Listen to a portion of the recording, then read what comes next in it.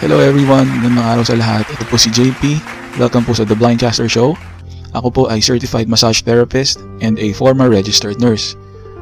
Pasensya na po sa aking boses at ako po ay medyo tinatrangkaso pero hindi ko po kasi mapigilan na hindi po magbigay ng napakalagang impormasyon sa lahat. Bago po ang ating topic, aking pong inaanyayahan ng lahat na mag-subscribe, mag-like at mag-share ng ating episode para po marami pong makakuha ng biyaya ng kaalaman. Ang ating topic po sa araw na ito ay tungkol po sa benepisyo ng massage therapy sa mga pasyenteng nagdadialysis.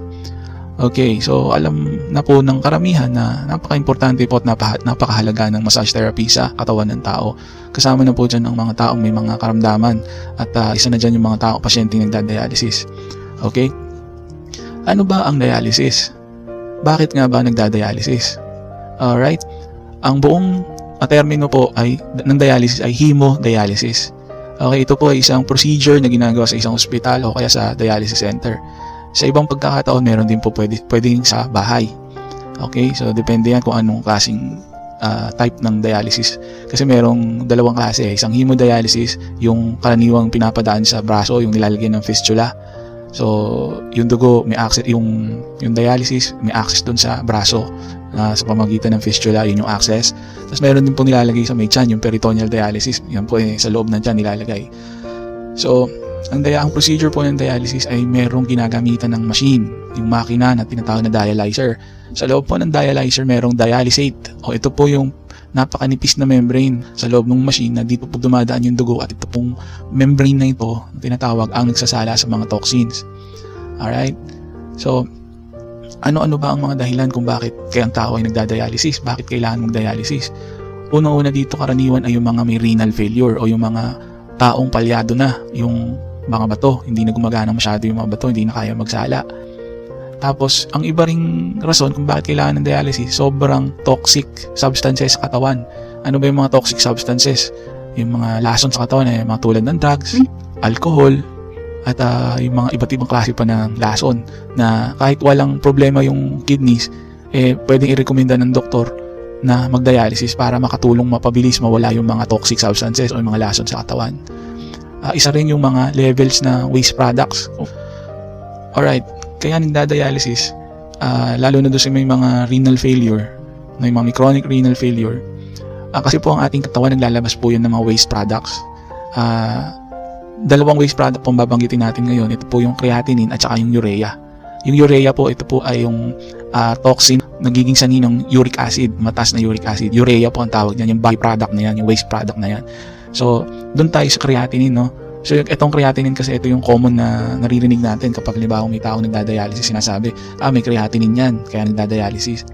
Hindi po, kapag narinig nyo, may creatinine siya, kaya siya nagdadialysis.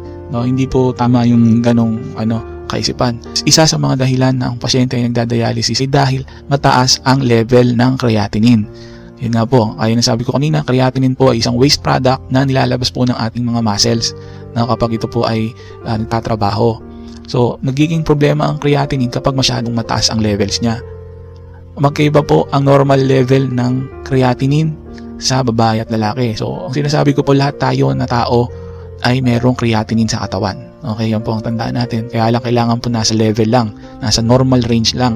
Sa lalaki, sa pagkakatanda ko, nasa 0.7 to 1.3 milligrams per deciliter ang normal range. Sa babae naman, nasa around 0.6 to 1.1 milligrams per deciliter. So, depende ang panukatan ng ospital.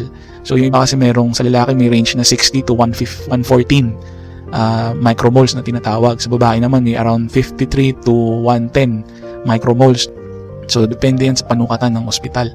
So, kapag tumaas po ang range ng creatinine level sa ating katawan, ayan po ang sukatan ng mga doktor na posibleng hindi na po gumagana o sumasala ng maayos ang kidneys. Kaya po, nagre-recommenda na ang doktor ng dialysis o ng hemodialysis.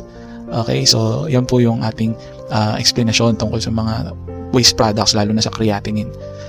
Okay, dako na tayo sa mga benefits o mga benepisyo ng massage therapy sa mga taong nagdadialysis.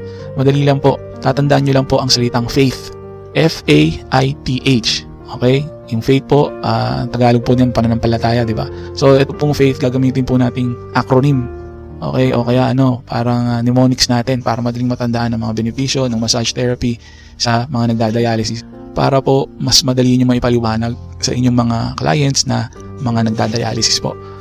So una, letter F, fatigue relief. Okay? Fatigue relief. So yung fatigue, nababawasan o naiibsan. Relief, nataalis, natatanggal. So ano ba yung fatigue? Ang fatigue po ay ito po yung extreme exhaustion o yung matinding kapaguran ng katawan. Iba po ang fatigue sa tiredness, Yung tired, yung pagod lang ako, I'm tired, ganun. Pero ang fatigue po, extreme exhaustion. Pwede po yung fatigue ng katawan at kaisipan. Ang mga taong nagdadialysis po, yan po ang karaniwang nararanasan bago o matapos ang procedure ng dialysis. Nagkakaroon sila ng fatigue sa kaisipan at sa katawan. So, malaki po ang natutulong ng massage therapy kasi po nare-relax nito ang katawan at kaisipan ng pasyente. Okay? Next, anxieties disappear. Okay, nawawala po ang pagkabalisa. So common knowledge na po na ang massage therapy ay talaga nakakatulong sa pag-alis ng pagkabalisa. Pero po, para sa mga pasyente na nagdadialysis, extra benefit po ang massage therapy sa pag-alis ng kanilang balisa, yung anxieties. Kasi kapag ka ikay nagdadialysis na mataas na ang level ng anxiety mo, na nagpapanik ka, hindi ka mapakali talaga kasi syempre yung nararamdaman mo, nararanasan mo habang at pagkatapos ng dialysis. So dyan nakakatulong ang massage.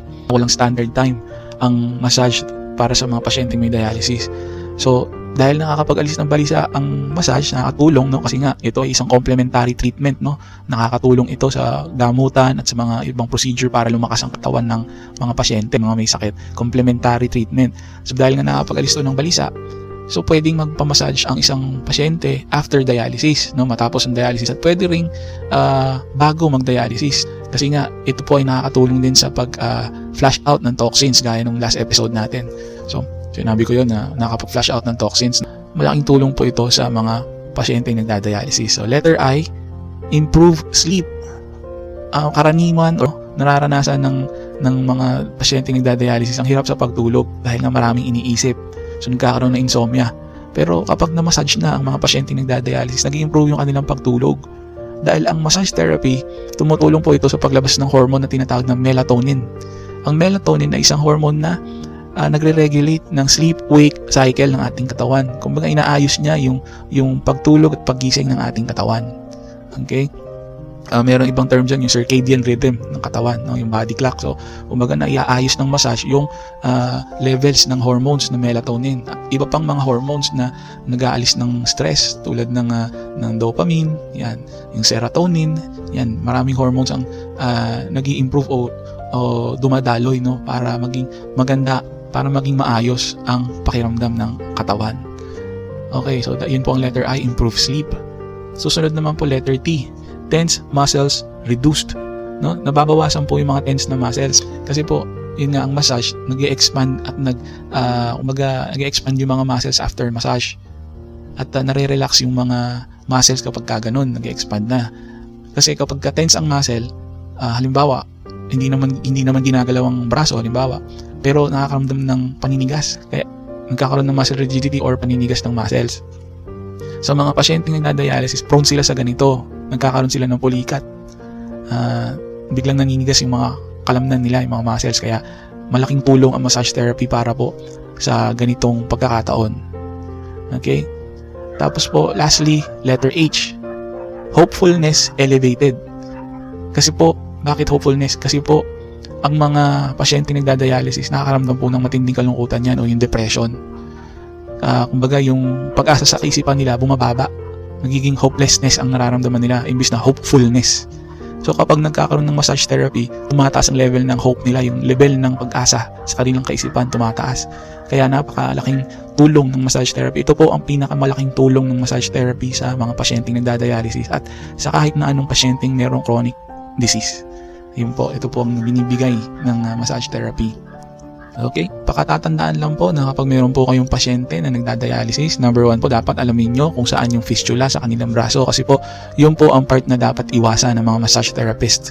Okay? Kasi po kapag nagalaw yun, mahirap po, magkakaroon ng problema, uulit po ang paglagay nun. Ang paglalagay ng fistula po, doktor lang po ang gumagawa nun at ito ay sa pamagitan ng surgery. Okay? So, kailangan po maingat po mga massage therapist dyan. Tapos po, i-remind nyo na dapat kahit konti nakakain bago mag-massage. Tapos after ng massage, inom po ng warm water para po makatulong po sa relaxation ng katawan at pag-flush out ng toxins. Okay po, so yan po, faith. Tandaan po ninyo yan, F-A-I-T-H. Fatigue, relief, anxiety disappears, improved sleep, tense muscles reduced, hopefulness elevated. So yan po, faith. Yan po ang tatandaan niyo para po madali nyong maibigay o masabi sa inyong mga customers kapag nagtanong sila ng kung ano ba ang benepisyo ng massage sa akin na nagda-dialysis. Okay? So that's about it para sa ating episode ngayon. Thank you so much. Muli po, please subscribe, like, and share para po marami pa makakuha ng biyaya ng kaalaman. And maraming salamat po sa aking mga subscribers, and sana po ikalat pa rin po ninyo ang ating channel para po marami po ang makakuha ng iba't ibang dagdag na impormasyon lalo na sa trabaho ng massage therapy. Okay? Kung may comments po or suggestion, please lagay nyo lang po sa comment section, and iniimbitahan ko rin po kayong bisitahin o mag-join sa ating Facebook group na Visually Impaired Pinoy Massage Therapists. Alright? Thank you. God bless everyone. Be happy, be safe, be healthy, and be wise. Bye.